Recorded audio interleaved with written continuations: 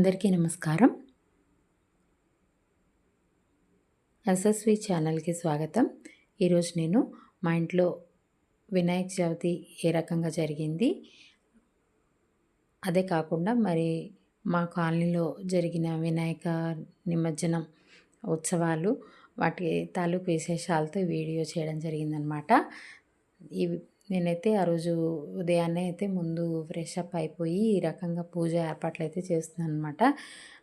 As usual శ్రావణ శుక్రవారం ముందు రోజు ఏ రకంగా అయిందో ఇప్పుడు కూడా అంతే అనమాట. ఫుల్ వర్షము, అస్సలు ఇది లేదు. ఆఫ్టర్నూన్ అయితే మా వారు ఫ్రూట్స్ అవన్నీ తేవడం అయితే చాలా మంచిదయిందనమాట. ఈవినింగ్ పత్రి అవన్నీ తెచ్చుకుందాం అంటే కూడా అవకాశం లేదు. నైట్ అయితే పాలవెల్లి కట్టేశాను. మార్నింగ్ కొంచెం సేపు వాన తగ్గినప్పుడు గబగబా వెళ్ళి ఇంకా మా ఏరియాలో అంతా పత్రి ఉంటుందన్నమాట. అన్ని రకాల ఒక 11 వెరైటీల వరకు పత్రి అయితే దొరికింది. మా ఎదురుకుండా ఉన్న అతనైతే మామిడాకులు అవన్నీ తెచ్చారనమాట. దాంతో మొత్తానికి ఇంకా అన్నీ అరేంజ్ చేసుకొని నేనైతే ముందు ఈ వంటలన్నీ చేసేసి మహానైవేద్యం, తర్వాత ఉండ్రాళ్ళు కొద్దిగా ముందైతే చేసేసి చుట్టేసి మా అత్తయ్య గారికి ఇచ్చేసాను అనమాట. ఇద్దరు వేరే వేరే పక్కపక్క హౌసెస్లో ఉంటాం కాబట్టి ఖచ్చితంగా సపరేట్గానే పూజ చేస్తాం అనమాట. అక్కడ అత్తయ్య గారికి అయితే నేను చేసిస్తాను.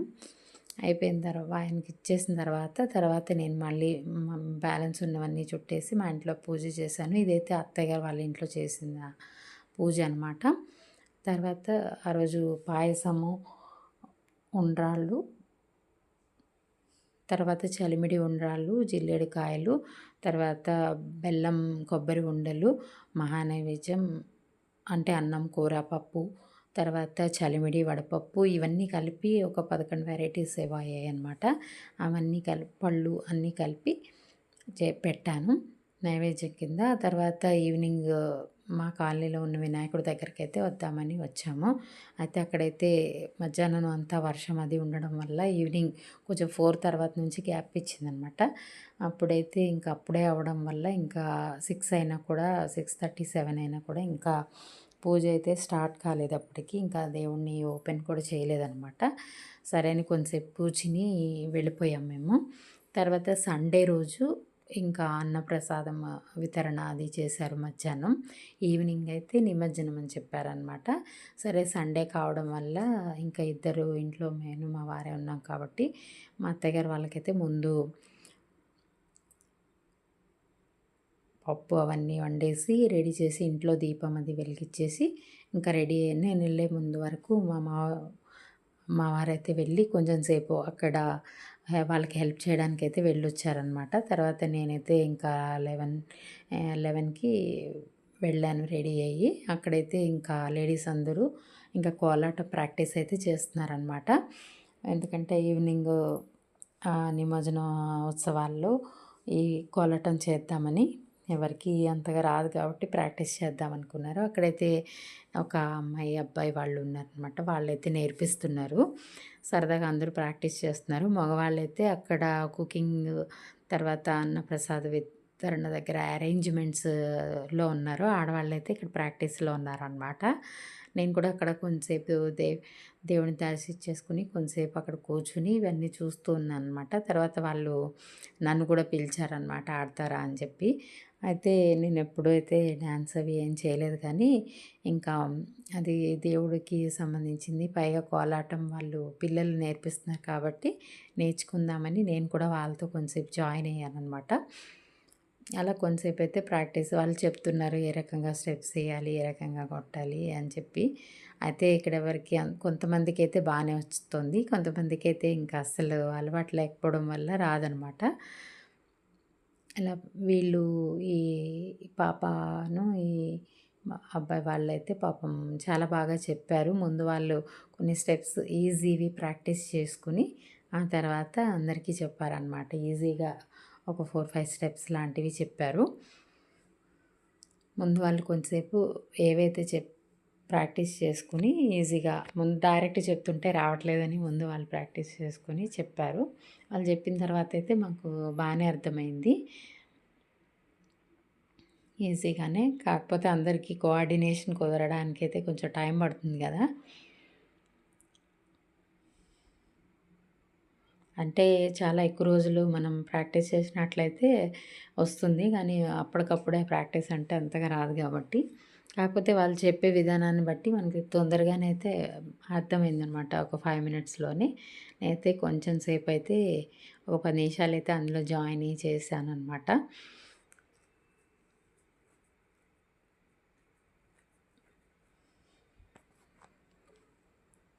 ఏదో ఇలాంటివన్నీ కార్యక్రమాల్లో వెళ్తూ ఉంటే తప్ప మనకి రొటీన్‌కి భిన్నంగా ఉండదనమాట. దైవ కార్యక్రమాల్లో పాల్గొన్నట్టు ఉంటుంది. మళ్ళీనేమో మన రెగ్యులర్ రొటీన్ లైఫ్‌కి కొంచెం డీవియేషన్‌లా కూడా ఉంటుందనమాట. అయితే ఇక్కడ వీళ్ళు చిన్న చిన్న స్టెప్స్ చెప్తున్నారు. అవైతే అందరికీ నవ్వొస్తుందనమాట. చిన్న పిల్లల స్టెప్స్ లాగని. మొత్తానికైతే ఏవో కొన్ని ఈజీ స్టెప్స్ అయితే నేర్పిచ్చారు.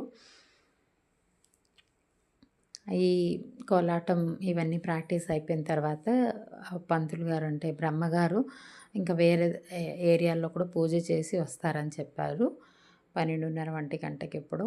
అయితే ఆవిడ వచ్చాక ఇంకా నైవేద్యం అది పెట్టేసి అప్పుడు ఇంకా గోత్రనామాలతో పూజ అవి చేసి ఉద్వాసన అయితే చెప్పేస్తారనమాట నిమజ్జనానికి. ఇంకా ఆ తర్వాత లడ్డు, వేలంపాట అవన్నీ కూడా వేస్తారని చెప్పారు. ఇంకా అన్నప్రసాదం అది అయిపోయిన తర్వాత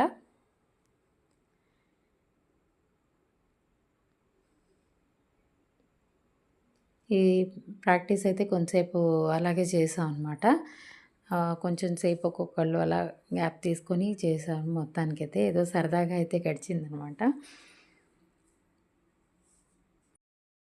జనరల్‌గా మా వారు కూడా ఎక్కువ ఇలాంటి చోటకైతే ఎక్కువగా రారు. కానీ ఆ రోజు ఎందుకో వచ్చారనమాట. నేను కూడా అన్నాను వెళ్దామని. ఏమన్నా హెల్ప్ కావాలన్నా చేయొచ్చు వెళ్దామని. ఎందుకంటే దేవుడి పెళ్ళికి అందరూ పెద్దలే అంటూ ఉంటారు కదా! మనల్ని ఒకళ్ళు పిలిచేదేంటి మనం కూడా ఎళ్లి హెల్ప్ చేస్తే బావుంటుందని. సరే మార్నింగ్ ఎళ్లి కొంతసేపు అయితే ఆయన హెల్ప్ చేశారు. ఇంకా అక్కడంతా జెంట్సే ఉన్నారు. లేడీస్ ఏం లేరంటే ఇంకా తర్వాత రెడీ అయ్యి నేనొచ్చాననమాట. ఇలా కోలాటం ప్రాక్టీస్‌లు అయ్యాక ఇంకా బ్రహ్మగారు వచ్చారు. ఇంకా అందరివి గోత్రనామాలతో చదివేసి ఆ తర్వాత నైవేద్యం పెట్టి ఉద్వాసన చెప్పారనమాట.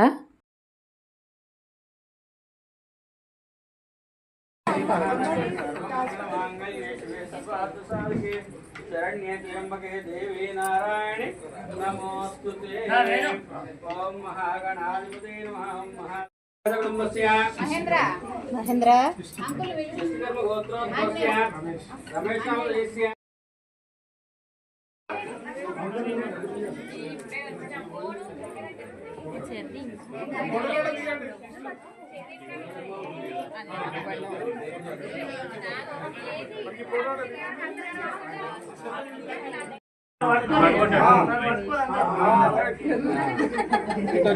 ఈ కలశాన్ని కూడా జై బోలో గణేష్ మహారాజ్ కి ఇవి అందరు ఇటు వచ్చేసేయండి. శతమానం మనోవాచితాబల సిద్ధిరస్తు తథాస్తు. ప్రెసిడెంట్ గారు ఏమో తీసి పెడుతున్నారు, ఒకసారి చూడండి. అదే అందుకే ఒకసారి అందరికి చెప్తున్నా. ఒకసారి ప్రతిష్టతి దీర్ఘాయుష్మాన్ భవ యశస్వీ భవ సకల గుణాభీష్ట సిద్ధిరస్తు మనోవాంఛిత బల సిద్ధిరస్తు ఐశ్వర్యాభివృద్ధిరస్తు దీర్ఘ సుమంగళి భవ యశస్వీ భవ సకల గుణాభీష్ట సిద్ధిరస్తు మనోవాంఛిత తథాస్తు. ఇక్కడ బాబు ఉన్నాడు పడుకున్నావు. లేచి అక్షంత లేరు. ఇంకా అన్నప్రసాద వితరణ అయితే స్టార్ట్ అయిందనమాట. అందరూ వచ్చారు. జెంట్స్ అయితే అందరూ వడ్డిస్తూ ఉన్నారనమాట. లేడీస్ పిల్లలు అందరూ అయితే ముందు తినేశారు. ఇంకా రవ కేసరి, బగారా రైసు, పులిహోర, తర్వాత పాలకూర పప్పు, చిప్స్, ఇంకా సాంబారు, పెరుగు ఇవన్నీ అయితే సింపుల్గా చేశారనమాట. టేస్ట్లు అయితే బాగానే ఉన్నాయి. ఇంకా ఆలు కుర్మా కర్రీ కూడా చేశారు. మేమైతే ప్రసాదం స్వీకరించేసి తర్వాత ఇంకా వచ్చామన్నమాట. లోపలైతే ఇంకా లడ్డు వేలం పాట అయితే వేస్తామని చెప్పారు. మేమైతే ఇంకా అప్పటికే 2:00 అయిపోయిందనమాట. ఇంకా మా వారైతే మనం వెళ్ళిపోదాం, మళ్ళీ ఈవినింగ్ రావచ్చులే అని చెప్పి అని అన్నారు. తర్వాత ఈవినింగ్ అయితే మళ్ళీ ఇంట్లో కుకింగ్, ఇంకా సండే కాబట్టి అన్నీ వెజిటబుల్స్ అన్నీ కట్ చేసుకుని వర్క్ అన్నీ చేసుకునేసరికి నాకు 8 అయిపోయింది. వీళ్ళు వెళ్ళిపోయారేమో అనుకుని చెప్పి అనుకుంటూ ఉంటే ఇంకా పక్క స్ట్రీట్లోనే ఉన్నారనమాట. అక్కడ గ్రీన్ శారీ కోడ్ ఏదో చెప్పారు. నేనైతే గ్రీన్ శారీయే కట్టుకుని వచ్చాను. అయితే అక్కడ అయితే స్టార్ట్ చేశారనమాట. ఒక ట్రాక్టర్లో అయితే వినాయకుడిని ఊరేగింపులాగా తీసుకెళ్తున్నారు. అక్కడక్కడ ఆపి ఇలా కోలాటం అనేది ఆడుతున్నారనమాట.